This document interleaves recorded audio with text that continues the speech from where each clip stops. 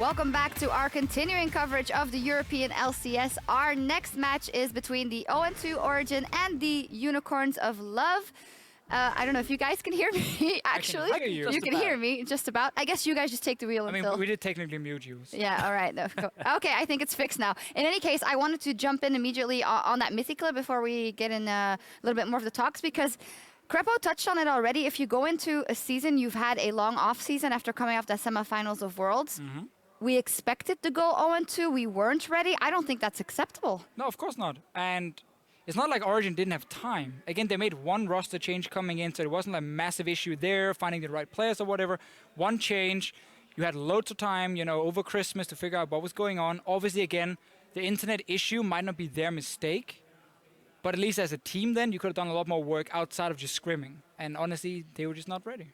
And you have to look at this matchup, is now if they're not ready, this could be a very embarrassing loss for them.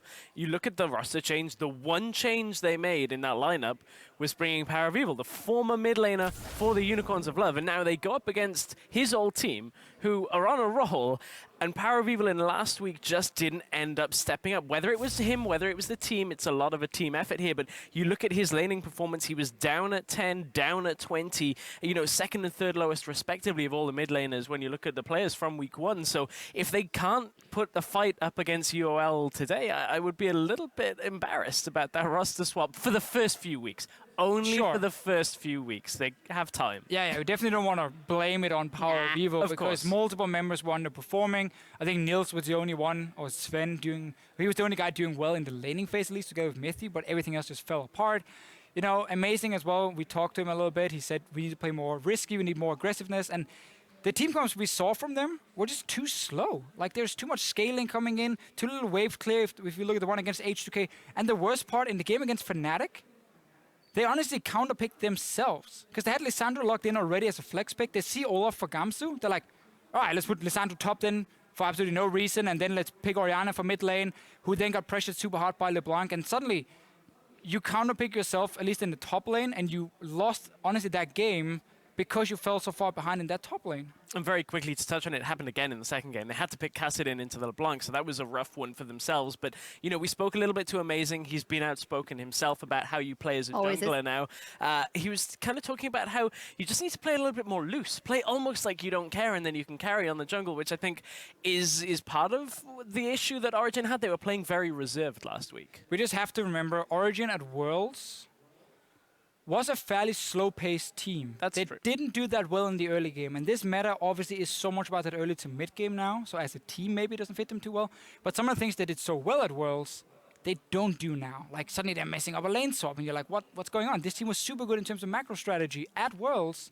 That needs to be fixed, and also the pick and ban phase needs to be more tailored towards the early to mid game.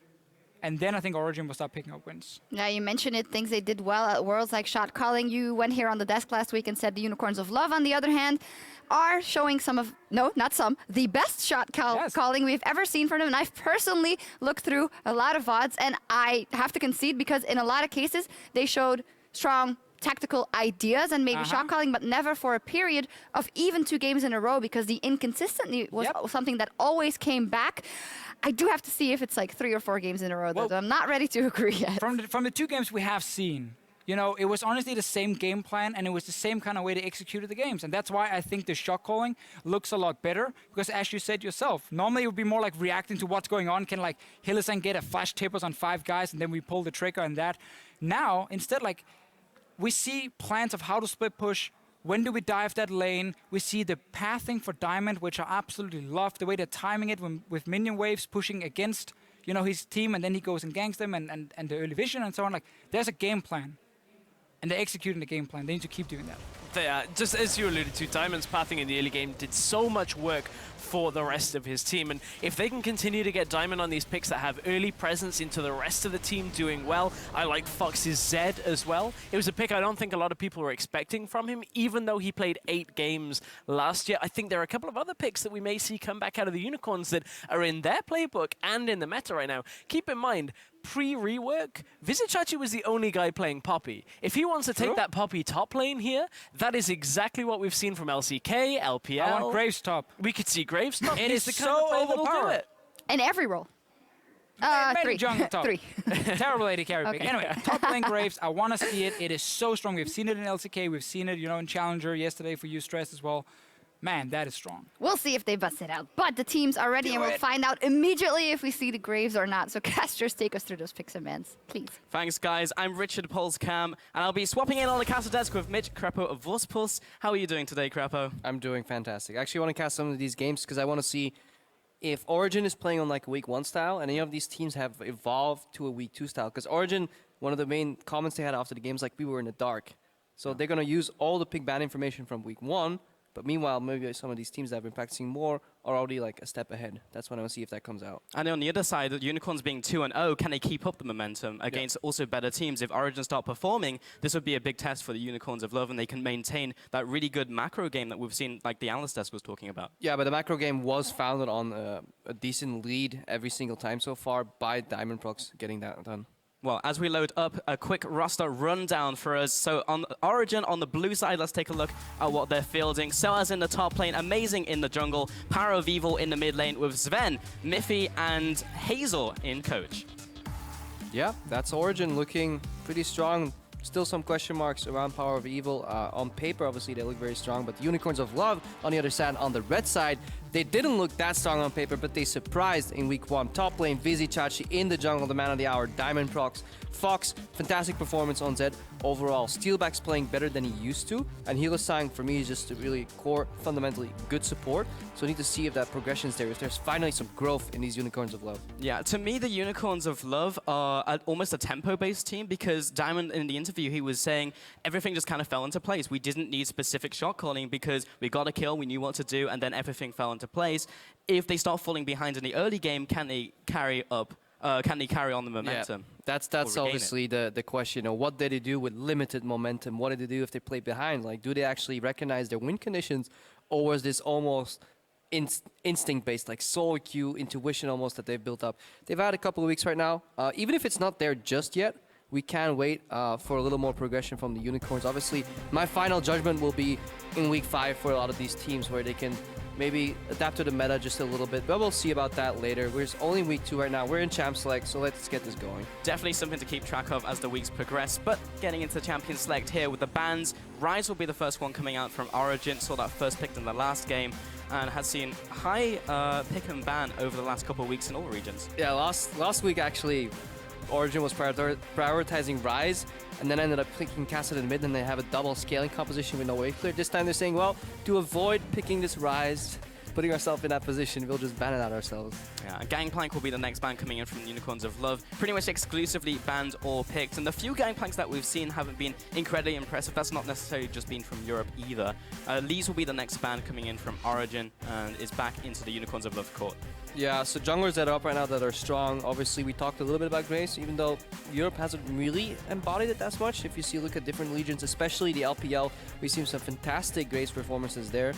Kindred is pretty high up there still. Lee Sin is still a staple pick for Amazing. Might actually give Origen a little bit more of that early game they were looking for. Yeah, as well as the Challenger series from what we've seen. Graves top as well as in the jungle. We saw that being flexed in from the Banditos, the Renegades Banditos. Kindred will be the final ban coming in from Origen, with Lissandra being the second in from UOL. I think we may actually see the Graves jungle on Amazing here. He did mention it in casual conversation that was a pick he was looking at. Otherwise, though, he still has the Lee Sin available, so they may not prio it. Lu is still available, and that is an Origen staple champion. It actually solves a lot of their issues innately as in the pick, because it gives you wave clear mid, it gives you a little bit of tempo in the game, and more importantly, you can play around one of your best performing members, which is Sven, and that is exactly the reason the Unicorns end up banning it out. Recognize that one in there. So the first pick will be very fast coming in. It's just going to be the Tam Kench going. Could be in the top lane, could be support. Nice flex to start off the draft for Origen. Yeah, Tam Kench right now is almost exclusively a top lane pick, not picked that often in the support because there are so many other good supports. And one of the reasons he really succeeds is because he denies so many plays that you can do on the carries in the game, and more importantly, because this meta has shifted to less tanks and overall more squishy targets, Tam Kench's base damages are actually enough to keep up with that. So he can run in as a super tank with the great health, still have enough base damages. We saw it, I think, earlier today in the LCK as well, where it was, I believe, CJ versus Bennu. At least it was a match with Bennu. I don't know who the blue team was, but they had a Tam Kench top lane, and even though you really don't expect much damage coming out of him. Traditionally, he just tore apart the squishies too in the fight because the base damages are still significant. Also the same kind of thought process as Lulu to help out the team and facilitate those big carries. So picking up the Tam Kench, a lot of sense in from Origen. First 2 pickups from Unicorns of Love, Corki and Lee Sin will be picked up early into the draft. Yeah, good tempo picks. So a strong early game jungler that can make picks with an 80 carry that fulfills Steelback's playstyle, which is generally cleanup, but can also group early for poke. And Corki, let's not forget, is still a flex pick on this patch, an incredibly strong mid laner right now. Yeah, we've seen a lot of good Corkis in the mid lane. The package can be very well utilized. Sometimes it can be badly utilized, as we saw yesterday, jumping into the enemy jungle by yourself and getting killed 1v3. Not so good, but Alistair has been picked up here by Origen. Yeah, a little tank heavy, honestly. First 3 picks here from Origen. One really super tank in the top lane, tanky jungler, and then Alistar. Obviously, tanky support is almost paramount, almost necessary these days, but they'll need some damage coming out of that. And usually, when you fulfill these compositions with late game heavy damage mages, you actually sacrifice early pressure because you go for scaling. So Origen may fall in the same trap if Power of Evil ends up playing another Orianna or something. Got to see what those 2 final picks are. Expecting some big damage dealers to come out. Azir was a pick that Power of Evil picked up towards the end of the split, so we might see that come out for him, but it's been a while since we've seen it. Steelback has picked up the Trundle, can go into the top lane, but more likely in the support role now that we've moved on to 6-1. Yeah. He did have some changes, which makes top Trundle not so great anymore. Shen is more likely to go in that top lane role. Yeah, and Trundle support just generally lanes very well into Alistar. Alistar, pretty much whenever you face a good Trundle support, you will yield the lane and just go for some heal sustain type of plays. You can make plays if you have a Kalista on lane, but a good Trundle support should be able to win that lane, especially with an 80 carry flex counter pick possible. Waiting on these final 2 pickups from Origen. The first one has been logged in, which will be the Kalista going on Sven.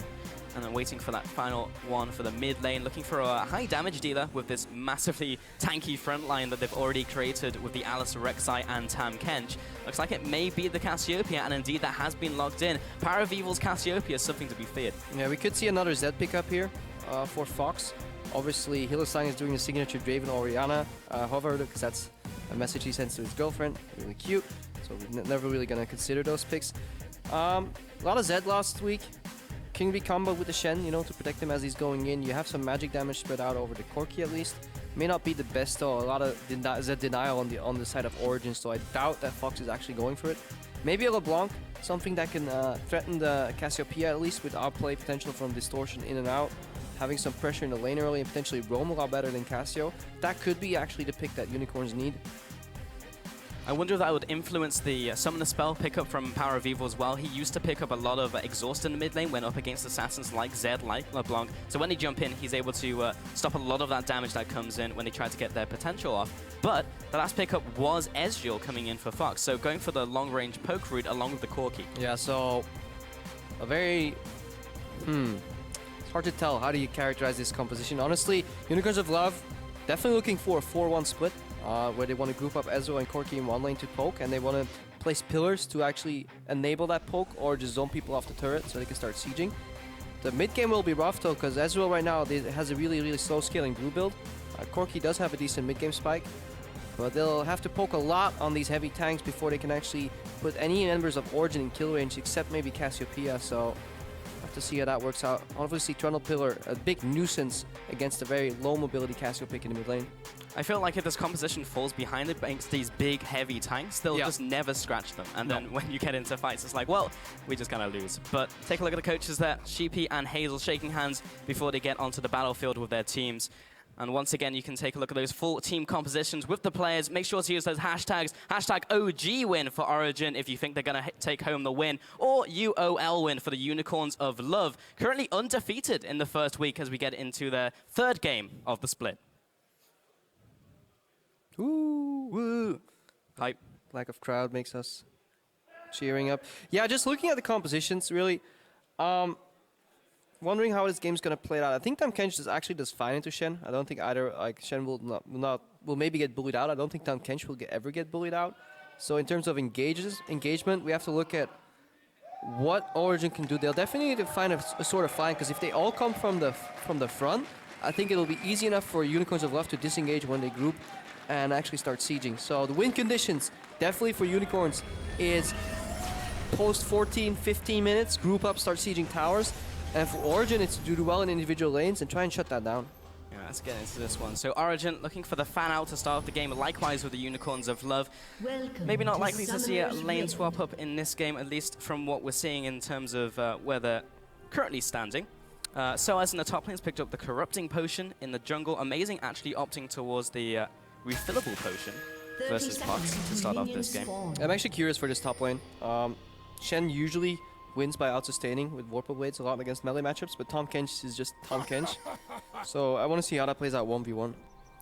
Hillisang waiting out here, has seen Power of Evil, Miffy, just going to place down that ward, and actually with the Chomp is able to clear it away. Yeah, obviously. Places down his own ward, so 2 wards have to be used to get that vision. Yeah, Chomp has an auto attack reset built in just the same way Leona Q has, for example, so it's auto Q auto, clear wards. Minions have spawned. Hillisang, the mental advantage going into the game. Yeah, got that slight CS advantage. Using the game already, amazing. A little bit caught out here by Diamond Prox, and extra auto coming in after the Q. That puts him low for the initial jungle clear. Yeah, and that's actually big, because back in the day, maybe you could base, but because Cam spawned at 140 right now, he's starting his jungle on 60%, and that may actually influence his level 3 gank timing. Yeah, he has to use potion there. Already got through 1 stack of that one. Soaz going to be helping him out there, so won't be taking too much damage from this camp, and this clear shouldn't be too bad, but yeah, might influence things down the line. It may change what Diamond Prox chooses to do. Oh, interesting. I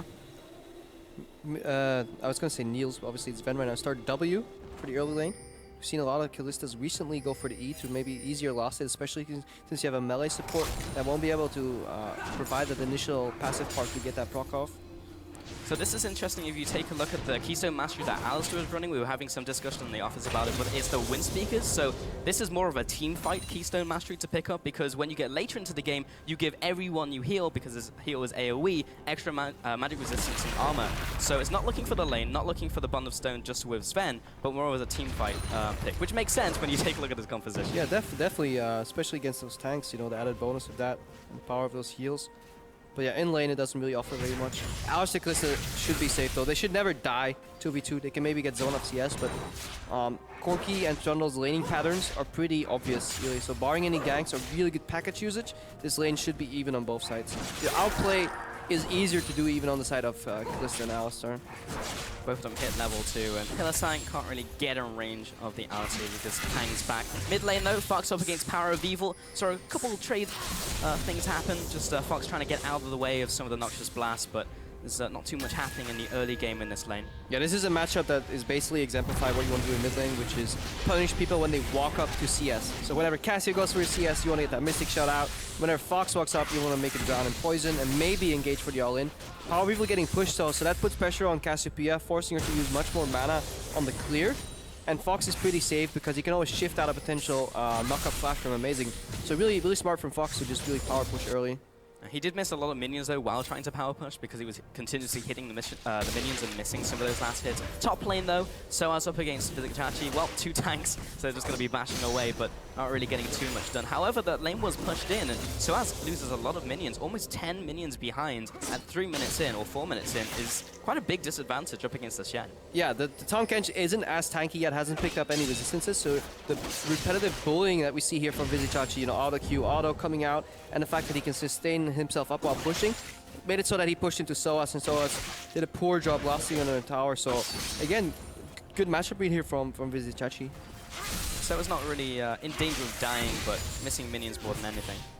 In a way, this influences the early game, at least if this continues. Obviously, the first few levels doesn't matter, but if every lane is pushing, it makes it incredibly hard for the jungle to operate in between those lanes. So Amazing has a hard time operating, going aggressive onto Diamond Prox's jungle, because both laners will be able to react a lot quicker since they're pushing in their opponents in their respective lanes. Wonder what Diamond Prox will do from here then. Currently, he's just gone back to base, picked up the Tracker's Knife and a Pink Ward as well, so that may be a defensive one, or he might try and get into the jungle of Amazing. A little harder because Tremor Sense, but Soaz picking up Vizicachi.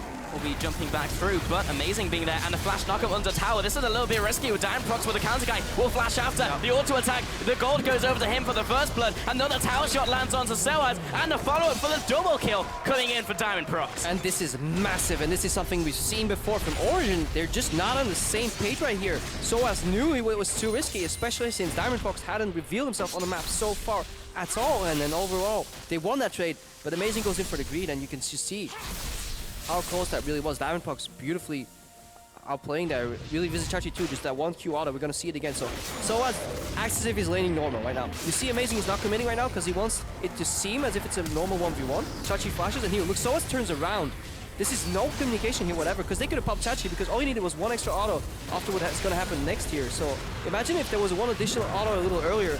Maybe Chachi dies, maybe it's a 1-for-1, but now Prox, not only do they get the kill there, they also allow that massive wave to be soaked up perfectly. No CS denial. Imagine if they just waited out a tower, had Vizicachi on 20%. He couldn't touch any of that CS, even if Prox joined.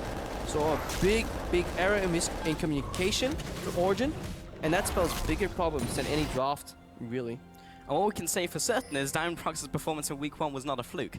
That was just a good read from him going into the top lane. I mean, it was still, I don't know, man. It's an instant play. It was fantastic play, really good mechanical play. But from shot calling wise or pure strategy, there's not much you can highlight because it was really, We happened to be there, right? It was like, these guys are diving, really? Well, I'm Lee Sin, so I'll just take these 2 kills. But yeah, 2-0, stats don't lie. Sure. He was in the area though. And Fox continuing to farm up. Both of those kills went to Prox though, so he's picked up the Warhammer. So actually, it'll be way stronger than Amazing if he finds him in the jungle. Also hit level 6 off of that gank as well from the extra experience. So he's got that huge spike in power. So if he goes for another gank, his ability to flash kick, or if he finds Amazing, has the ability to execute in the jungle. Kills did go to Prox, so only assist for Vizicachi, so Soaz isn't punished as hard. You can obviously start building tanky. Wants to reset that wave. We need to see if Amazing can get a gank somewhere. That's the problem right now. He's obviously very far behind Prox. If it comes to any altercation in the jungles, Diamond will win that. He can also start ward jumping behind mid lane right now for a kick. That's what he's looking for. But it's hard because obviously Fox will have to change his movement. If Ezreal from Rax range suddenly starts playing closer, the gank generally is given away. Kind of easy to read. With Power of Evil, also with Flash and his ultimate still going anywhere near that turret, if they're even going to take any damage is very, very dangerous. Prox chooses not to do that, but will pass over a ward here, which was placed down, I believe, by Amazing with the Tracker's Knife. So we're going to see him going into the top side. Tunnel goes into the bottom side, though, from Amazing. Take a look at the double pink wards being set up in River, though, by Origen. Already establishing that vision control so they can track Prox. Yeah, that's a really good point. These pink wards in the river is definitely what you want in this patch because they're so cheap, and even if they last only like 1 or 2 minutes, the fact that you gain vision there and you have guaranteed knowledge that they don't have any vision in the area, and very often they last longer than average wards right now, which is only like 230, definitely worth doing. So teams should really invest more in pink wards. And speaking of pink wards, it just spotted out Amazing as well, so you get so much value from those things. Only 75 gold, so the price of old green wards, so there's really no reason not to. Amazing into the jungle now of Prox, and knows he's not in that side of the jungle. Also knew that he cleared it recently, so we get a general idea of where Prox is currently. So as he's trading up against Chachi in the top lane, but it's not a whole lot of damage as he shadow dashes away. Takes a bit more damage, and those auto attacks do more. And this is exactly what we were talking about earlier. Yeah, early game, the Vorpal Blades regen and the repetitive harass matters, but this is not even like mid game. This is like early game phase 2. The tankiness, the innate tankiness and just time catch with the levels becomes so strong in a 1v1 scenario that nobody can out-sustain him, and he just bullies you out. Even though Vizicachi has an experience advantage, has 2 extra assists. Yes, he did opt in for CDR boots, who don't give you that many pure combat stats, but in an extended fight, CDR is still valuable. So as a straight up winning that trade, even though he's down 0-0-2. Only got the Barmy Cinder as well, so it's not even like he's super well built in this lane. Nope. That being said, Chachi has gone for the Lucidity boots, so not a tanky option in top lane, but he's not really in danger of dying 1v1. And one issue the Unicorns have here, composition-wise, is that they'll be waiting for action to happen from Origen, and then punish that with a Shen teleport. But there's very little proactivity on their side, unless Prox finds an opening behind somewhere, using the Shen ulti on himself and ward hopping, because otherwise it's so incredibly hard to force any kills. Like, Trundle Pillar is the only inkling of engage that they have other than that. So Origen being slightly behind isn't the worst because the Unicorns can't push their advantage unless they group and siege turrets. Well, the most proactivity we've seen from Diamprox so far has been taking that blue buff in the jungle away from Amazing. He's now still staying around the area, having taken the crab, has the extra movement speed as well to quickly react to a potential top lane gank from Amazing. And Alistair's also heading up as well. Miffy looking for this play to be set up, but I believe Diamprox has seen it out. However, he's just on the edge of vision from that ward that was placed down by Amazing. And what all prompted this was Corki initially picking up the package. So a lot of teams will make map-wide plays, never return to bot lane with the package. Diamondprox about to face check. This is not going to be good for Diamprox. So much damage already. Headbutts it into the tower. Soaz just needs to lick him down. And then gets the shutdown onto Lee Sin. Also gobbles of Vizic Chachi. Puts him under the tower. Now Steelbacks and Hillisang has to back away. And Power of Evil there to meet Chachi. So there's no way he's going to get out of here. Fox also reacts from the middle lane. He'll have to get out of here. Yeah, and this is an example of playing a week 1 style in week 2, where AD carries pick up the package. They think they're being smart. Let's not return to bot lane. But Origen this time, instead of being behind on the plays like League 1, they're ahead of the curve. They know Corki's going to a side lane. They know it's likely not going to be mid, so they head top. Miffy beautifully reads that. Again, a little bit of miscommunication, both knockups at the same time. But Diamondprox gets obliterated. Unicorns of Love panic engage with the package instead of calling off that play. And suddenly, you're looking at a big gold lead here for Origen, thwarting the growth of Unicorns, and we likely will not see them group as much anymore because right now they're under threat of a potential R-flash engage from Power of Evil, for example. Yeah, at the very least, it was a little unfortunate for Diamondprox as he was on the very edge of that vision range. Generally, kind of a weird vision placement or a ward placement to be placed right there at the jungle entrance, so he wasn't expecting that one. Mid lane, Power of Evil opted towards the swiftness boots. He had that as well with the alacrity, so he roamed to that gank actually very quickly before Fox as that happened. So even if they reacted at the same time, there's a lot more movement speed over to Power of Evil. He did that immediately after the tier as well, so prioritizing that mobility a lot in this game. Yeah, and we're seeing the issues here of laning both Ezreal and Corki. I mean, it's fantastic if you get the group, but Diamondprox is asking himself, how do I gank this lane? And the only gankable lane he has, where he has CC that to enable him, was the Shen lane in top. But you can't really gank a time Kench if he has any bit of support right now. You're going on Miffy, he should have his ultimate available, so he should be fine. But he hasn't activated it just yet, and he's already down very low. Fate's Call will come up and maybe re-engage onto Chachi. Now he pops the ultimate and the heal as well. Chachi will still follow up though with the stand united onto Miffy. Sven turns around, gets the Rends off for the kill onto Hillisang, and with Amazing Soaz closing in from the backlines, they should have enough CC maybe to get another kill, or at least burn some summoners. Chachi is not in a good situation. Has to just walk away from his allies. Steelback may also go down here to Amazing, and that will be the kill finalized. Diamondprox now being followed after, but he is too slippery to kill. Another 3 kills over to Origen. Yeah, and just oh so tanky. They just don't care. They walk through that tower for absolute ages, and because they have double tank there, Soaz can just soak up so much. And this time, we saw what was lacking between Soaz and Amazing was exactly there between Miffy and Sven. No nerves whatsoever, super calm, no panic ulti from Miffy. Very often when Alistair's reached about 30% in solo queue environments, you will see both Fate's Call come out and the Unbreakable. Play Ruin. They know they have Fate's Call, they know they have heal available. Miffy popped his ultimate later on, and meanwhile, Niels or Sven right now is just stacking spears over and over, and then just goes like pop, reset, gets the kill, and at that point, Unicorns, yeah, they've lost that point. It was very impressive. Even I was starting to panic as well. As it was like, you need to ult, man.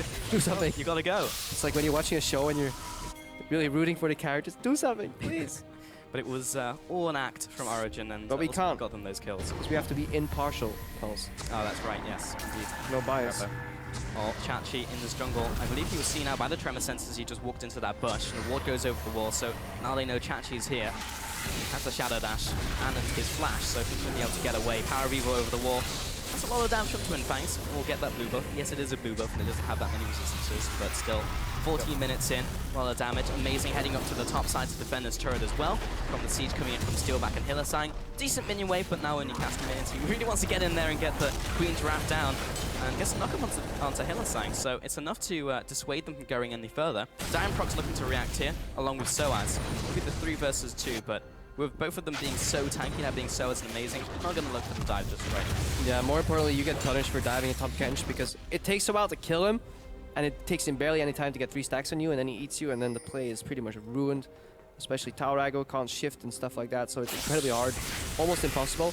And OG right now, yeah, both Power of Evil and Sven have really big marks painted on their head because they're repetitive damage dealers. Like they either stack up the Twin Fangs or the Ren stacks, and if you can get them out of the fight, really Origen will lack damage overall. But to reach them, it's very, very hard, especially since you have to take into account there's Devour. There is the best peeling support right now in this meta. This is why Alistar is very often picked first pick over in LCK LPL, especially this week. So it's gonna be a tough climb for the Unicorns. Oh, nice shadow dash by Chachi, getting out of the headbutt there. Yeah, that actually changed. Well, when they nerfed Alistar's headbutt to, I think, 1200 missile speed instead of 1500, a lot of these interactions where you hop over the Alistar or through the headbutt became possible. It's really annoying. The Alistars will have to take that into account and just wait for people to dash gap goes on them and then queue them up, knock them back. Certainly triggers me as I played a lot of AP Alistar and so much just flash well. That's all my combo damage gone. Yup. Lucky. You're never lucky. No.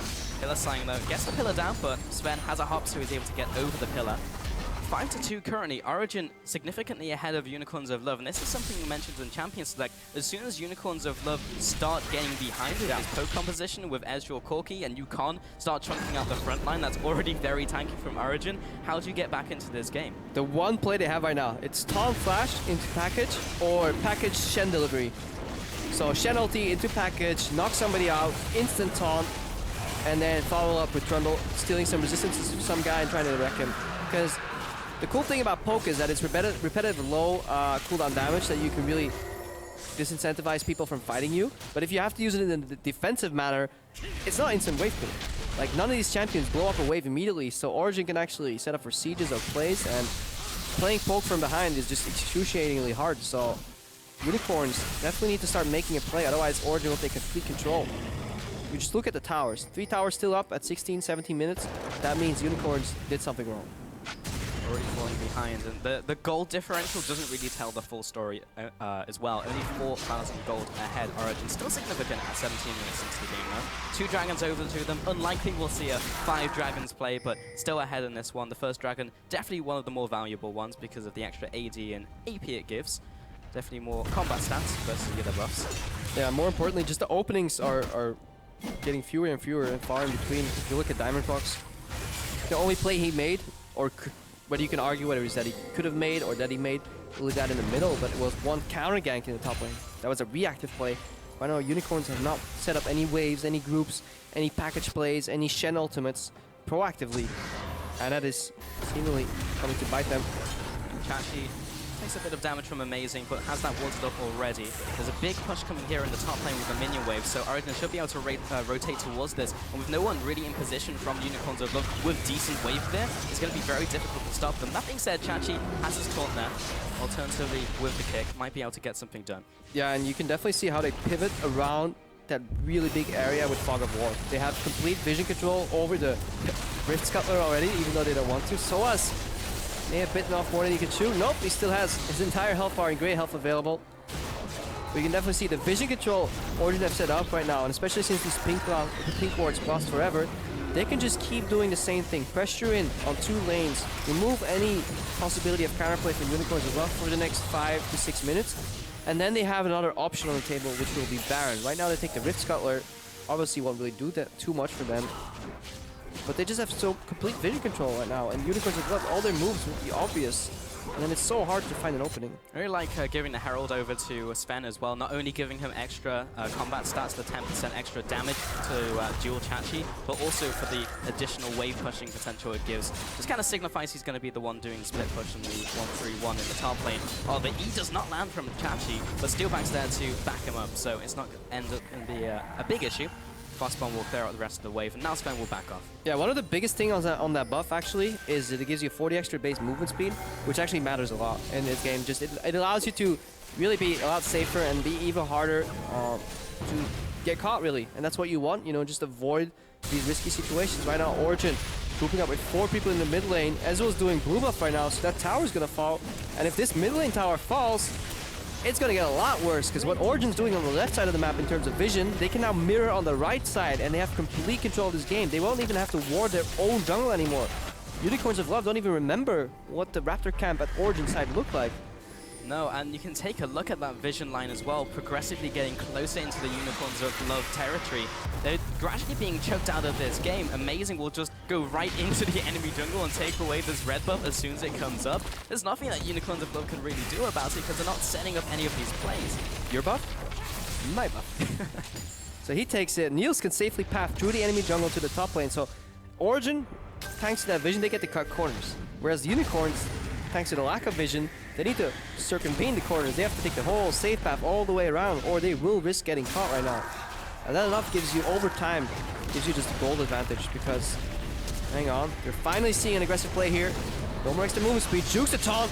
Wow, gets out of it and just turns around as well with Amazing coming in. So as the cavalry has arrived. That's the first kill, made that the second. And Hylissang looks to be going down in this engage as well. Fox is there to assist his allies. Power of Evil with the flank blow, with a big ultimate for 1-2. Kill, 2 kills, and maybe the 5th as well. Making that the clean ace. The triple kill coming in for Sven. Ace for Origen, and all on the back of Sven doing that absolutely, and Quickshot hates this word, disgusting sidestep. That is what you, that's how you tilt an entire team. Everybody's looking at that play. It's like, okay, Shen's gonna land. He's gonna miss taunt. Okay, that is 5 kills into a Baron here. And that is literally game over. So many resources pumped into that play, Grapho. Let's watch that again. So Sven, he has a little bit of the buff left. Trundle Pillar makes him path around, that's good. Diamond Prox goes in. But I think you should have War Dash if you had it potentially, or flashed preemptively, because you know Sven's gonna flash, so you don't want to trade flashes there, and that's just sick. This is why Sven is one of the best, just 80 carries, in my opinion, in the world when he plays on his A game. That was insane. And Hylissang will also go down here. They lost everything from that. Yeah, and then R flash for Power of Evil. Remember, it's not flash R because it's Cassiopeia. Miffy comes in, knock up, knock back. Problem knocks, that's Alistar for you. But overall, what I want to take away from this clip is what Unicorns did is the right play in the situation. You have to hard engage force. The issue I have with the play is that they did it when they were 6,000 gold down, and they didn't recognize that it would come to a situation like this. If you respect your opponent to play well, you know you will have to force something like this, and they could have done it at 2,000 gold disadvantage, 3,000, 4,000, 5,000. Instead, they decided to wait at 6,000, and right now they're behind 11,000. TLDR, play to your win condition. Imagine how the game is going to play out and predict your future, and if it's not looking to grim, try and change it. That was the one play that could have potentially brought them back into this game, but now they're dropping left, right, and center, dropping like flies. Hylissang goes down, middle turret will be falling to Origen as well. Just a matter of time before they start cracking the inner base. I believe that was just a W from Soaz, which chonked Fox out. Hasn't built any AP either. He's just so far behind in this game. The middle turret goes down, looking for the inhibitor as well. It doesn't look like Unicorns of Love have a chance in hell at winning this game. Yeah, you said it in Champs League calls, like what if they get behind, you know, what if these tanks actually get really tanky and the 80 carries don't do as much damage? Well, then exactly this is happening. Blue build Ezreal is still scaling up. Corki has passed his major power spike, which is the boots, the Magic 10 boots with the Triforce.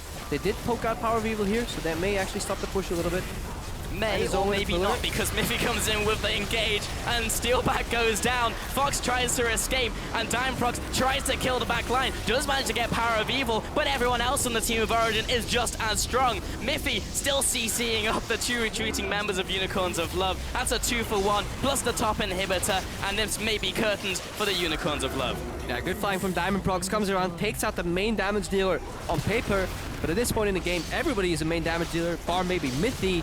Origen looking to clean up Nexus towers. This is all from one push, by the way. This is a couple tier 2s, the entire base in shambles, almost a Nexus tower, so this will be an absolutely insane Baron power play. Amazing just backing up here. Diamond Prox seeing if he can get anything. Maybe one of the stragglers who's trying to retreat. Miffy and Amazing low. Miffy already used his ultimate, but with the Baron buff still alive, they have enhanced recalls. Has to be very fast on the draw if they wanted to kill, and just can't find anyone from Origen. So Unicorns slunk back to their base, have to clear out some of these minions. And sometimes in these situations, to be like, well, at least they're getting some gold come into them as the minions push in. Yeah, that's what you tell your team. It's like, guys, it's okay. We can still win, guys. I'm in my promos. Don't surrender. We're getting free farm right now. This is all a trick to lure the enemy into a false sense of security. They give us 2 lanes of free push. Yeah, I think it will be 3 lanes of free push, and then Origen will get plus 50 gold from the Nexus really soon. Complete control. I mean, if they manage to somehow throw this, they're actually at 3 dragons already, which is super early for this meta, so yeah. The Unicorns... It is obvious though. Great plays. Let's watch this again. Good move by Diamondbox, by the way. Really good flank here and on Power of Evil, and Origen being actually a little overconfident. Sven is untouched. Mithy double knock up here. Fox just can't get it. You know, he's a poke champion. He's not made for these close range duels, especially not when 12k behind. Not at this point in the game. Late game, Ezreal does more damage than Kalista in most settings, but just not there yet. Origen going to make sure they can kill every single tower in this game to maximize their fantasy points. The bottom tower will be falling as well. Diamondproc going to try and make a play perhaps with Chachi on top of them. Also, Aziz is going to eat him and stop that from happening. Jumping onto Sven here, see if they can pick up that one kill, maybe start the ball rolling. But Chachi already chunked down. He has to get out of this fight. Diamondproc jumps in, immediately CC'd up and taken down. Here's Asang, gets on top of Power of Evil, but even out of mana, he's going to go out as well. Double kill over to Power of Evil. 4 kills for 0. Not a single tower has gone down for Origen in this game, and Chachi is just left alive to try and stop this from happening. But the Nexus will be falling, and Origen take the win over Unicorns of Love. But yeah, for the Unicorns going home, it'll be a very easily adjustable defeat. It's not like they lost in many key moments. It is, yes, the draft, and more just playing to your win conditions and trying to break out of a losing situation quicker. It took them way too long to realize that that was the play they had to force, and honestly, it was a nice try. It just happens to be that Sven's the god, and he sidesteps the Shenton point blank, which is really, really impressive, honestly. But yeah, Diamondbox gets 2 kills there on a counter gank, then gets 1 more at the later stages of the game, and otherwise, the Unicorns did nothing. That basically summarized the game there, Crepo. Maybe next time try playing onto Power of Evil instead. Maybe it will work out a little better. But yeah, that dodge from Sven was sick. And everything revolved around that to finish out the game coming in from Origen. Yeah, and even more impressive was just the setup for that. Just perfect vision control. Origen played it out slowly. They reacted to the roam on top. They predicted the one move that the Unicorns were making with the package. And at that point, once you're in your opponent's head and you're predicting their moves, yes, Diamondbox was on the edge of that ward. That was very unfortunate, but you need to have the flexibility in your play to account for at least one counterplay, right? You need to have flexibility in your playstyle. If your opponent knows what you're doing on step 1, then you need to go to step 2 at least. If you don't have that, then it becomes too predictable, too easily to read. Origen obviously were a world-class team, so they're slowly getting back into form. This answers a couple questions for me, though, because Unicorns of Love, I was saying maybe a tempo-based team. What do they do if they fall behind? Took them a long time to even go for that proactive play, then didn't work out. Additionally, for Origen, they didn't look good in week 1, but have improved massively coming into week 2. So we've learned a lot of things about both teams as we head into Still, though, week 2. We have to remember how they got 0-2 behind. That was a massive error in communication. And it's not hard to say, okay, I'm going to flash, or so as follow-up goal. Yeah. And they just assumed that they were on the same page, likely because during Worlds, I imagine they were. They must have had just so many like non-written, non-verbal communication that they basically were in the same page. You know, this happens, we both know that this is the answer. And right now, something happened, and both SOAS and Amazing had a different answer. And that might be still be troublesome for Origen. Yeah, right. They took a long break coming into this one, so maybe they just need more time to play with each other, continue to get that communication up, maybe play some dynamic queue as well and get that synergy going. But if it gets enabled. Yeah, maybe, yeah. That's what's holding them back, man. It's still not enabled in the US. Maybe today it was. Yesterday I was trying to grind my promos, but sadly, well, actually I like the old solo queue system, so I still enjoyed it. Didn't really work out that well for me, though. Oh, yeah? Yeah. So no more LCS. I'm staying here, Pulse. Are you going to come to the D5 retirement home with me and Crapper, with me and Deficio? Yeah, not it's yet. nice down here. It's nice down there. We're no pressure, no games. not yet. Soon. Not yet. I mean, you got compliments by Emperor, right? So you still got the skills. Emperor told me in season 2 that I was for him the best support in the world. Oh. I told him 1, you shouldn't lie, and 2, your English is getting really fantastically great. But it's a long time ago. But yeah, Emperor's super cool guy actually. I love him. I want to see more of him. Yeah, me too. Well, we are going to take a look at one of the interviews with Quickshot, who's standing on stage, standing with one of Origen's players. That's right. I am with one of the players, Maurice Amazing Stuckenschneider. Congratulations on the victory. Let's talk about the game. It seemed very, very one-sided. Why was that so? We definitely had a bit more preparation this week. We're able to have internet in our gaming house, so therefore everything went well. Quite happy about that. And we knew from Champ Select on that we had the upper hand, so it kind of brought a bit more confidence, and we're really happy over that. Yeah, it definitely panned out. Let's talk about that preparation a little bit, because you were quite outspoken on social media going into week 1. How much better has it gotten from week 1 to week 2, and how are you adapting to this new patch? We've been practicing, so that's a plus already. But in general, the patch itself was just something that you had to get used to, in the sense that the early game pacing is definitely different. So our kind of late game oriented style that we used to run at Worlds, we just run maybe in some of the playoff games last year, wasn't working that well. So we kind of had to up the aggression in the early game a bit. So we managed to do that and managed to kind of get more synergy between the laners, especially between me and Source and me and Power of Evil, who's coming new. I want to ask about Power of Evil, actually, just as a final question. How different is it playing with PoE in the mid lane versus Xpeke, especially when you consider their experience differences? It's quite the difference in the sense that Power of Evil comes from a team that is really really relied on him heavily to carry the game. So his way of communicating is obviously going to be more selfish, like more lane-oriented than Peke's. So I had to get used to that, but it's nothing strange to me because I've already played with Bjergsen at some point. So I know what demanding mid-laners need, and it's just going to take a couple of more weeks for us to gel 100%. But we've been on a good path, and I think come the end of the split, like, we'll have a good synergy coming in. Well, I like that. Hyperbolic time jump training with Bjergsen. Anyways, thank you very much. Amazing. Congratulations on the win. With that, we're going to head back up to the analyst desk. Thank you very much. Always a pleasure to listen to. Amazing, actually. Also mentioning the transition with Power of Evil. Very honest, talking about maybe a little bit of selfishness, which is normal coming into that mid lane. Let's see how that translates into the picks and bans. It's something that we talked a lot about in the intro about OG's pick and ban last week. How many improvements are we seeing here? I like Tom Kench, for sure. Yeah. He didn't have a great week last week, playing some of the carries like Ryze and Lissandra. I think Tom Kench is a good pick for him. I think Tom Kench is just insanely strong and should be banned in almost any game. Kalista as well, together with the Alistar. We get to see the synergy between Mithy and Nils. Sven, I always keep calling him Nils. I wasn't the biggest fan of the Cassiopeia pick. Also Blind. I felt like what Unicorns were trying to do in this pick and ban phase was build a siege poke comp that spikes really, really hard in the mid game, and you then have to create a lead by getting that to tier 1 towers. And Cassiopeia is not the answer against that. Like, she can't wave clear properly against it. Luckily, that never really became a problem because Unicorns literally just died everywhere. There were also other problems before that as well. I don't mind what the Unicorns comp was trying to do here with the double 80 carry. It's one we've seen many, many times. But we were discussing with that a lot here on the analyst Why desk. is Corki not mid? Yeah. Right, and that's what I was going to lead you to here, so that you can drink from the water of ranting about mid lane here in Visio. So my problem with what Unicorns did with the lane assignment was I felt like they decided to say we could have had a winning mid lane and then even 2v2 lane, and then we can use the Shen TP double global to force plays on the bottom side of the map, and we can obviously do it twice because Source can only follow once, and that should create a play that gives you a tower. He even went distortion boots and cooldown reduction to boots and distortion as the first item on Shen, so like that was the setup. But by putting Ezreal mid, you get a losing matchup in the mid lane.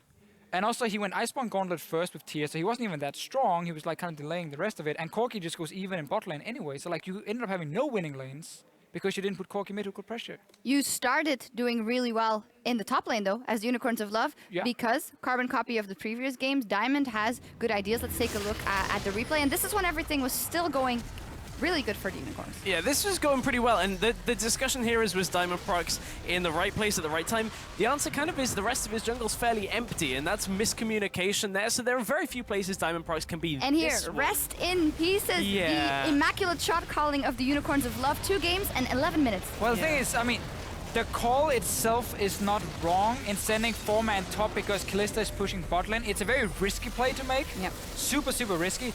And then the execution just can't fail. And I want to see Shen sit in the opposite lane here and come in with ulti, otherwise you can just disengage. And this, I mean, this is the way it goes all wrong. It's basically the same thing again, though, is Unicorns picking a fight before their comp is even at the point where they want to group. This is them sieging very early into an Origen that are prepared for this. I mean, Amazing was already in this kind of area, didn't have to even ult up here, and the numbers are here for Origen. And again, this Unicorns of Love lineup had a very specific window where it could win the game, and like it's super far ahead. That is when you hit Trinity Force on Corki, when you get his magic penetration boots, and preferably around level 11, so you get ranked to ulti. That is way stronger for Corki than an Ezreal, because he's still stacking tier. By putting Ezreal mid, he's the guy getting that experience. He's the guy getting the early level 11, but he doesn't spike as hard. So you never had that opening, And that made Origen honestly just win every single lane. Then on top of that, we had some of these plays here that backfired for the Unicorns, and then your comp literally just looks awful if you don't do anything. And Origen knows what to do with the lead, obviously, and I think you and I can meet in the middle when it comes to the Unicorns of Love. It wasn't a blip on the radar in week 1, and this was a hard comp to execute, and as Krepo mentioned as well, if they look back, they will easily see what went wrong in that game for the Unicorns. Well, being the one in the middle right now of the two of what do you say? You know, from both of your consciences, I actually feel like it's something, again, that we discussed was, I just don't think Unicorns, when they picked this comp, really knew when they had to fight or not. And that's the problem is like if you know, you can have great early game shot calling, but if your whole game picture isn't somewhat laid out coming out of picks and bans, when can we fight? When shouldn't we fight? When do we just need to power up? Then that's a big problem for the team. If that isn't established coming out of the draft, that's going to be the Unicorns perhaps making this mistake a couple of times. Week 1 conclusions, as always. Week 1.5 conclusion. Now we get a few more games. We need to see more before we can really look at Unicorns and say, is it the best shot calling? I was maybe a little bit too early calling that. But I'm not going to say it's bad just because of this one game. I think the comp was too hard to execute. I think they put the wrong lane assignments, and that's it. Yeah, we need to give those early conclusions, and then we can debate, and it's always interesting. Anyways, in just a few minutes, 2 of the newest additions to the European LCS will go head-to-head. Before we go, though, we asked Shook what he thought of Splyce after their LCS debut. I think Splyce, they can be good. Right now, I don't think they're good. Like, they still have a lot to improve on. Like, maybe they have jitters on stage as well, so they'll just get better with time, I think. But I think they'll end up being like a middle-tier team, like not a lower-tier team. I think they're gonna be middle of the pack. But Vitality is, of course, gonna be a top team.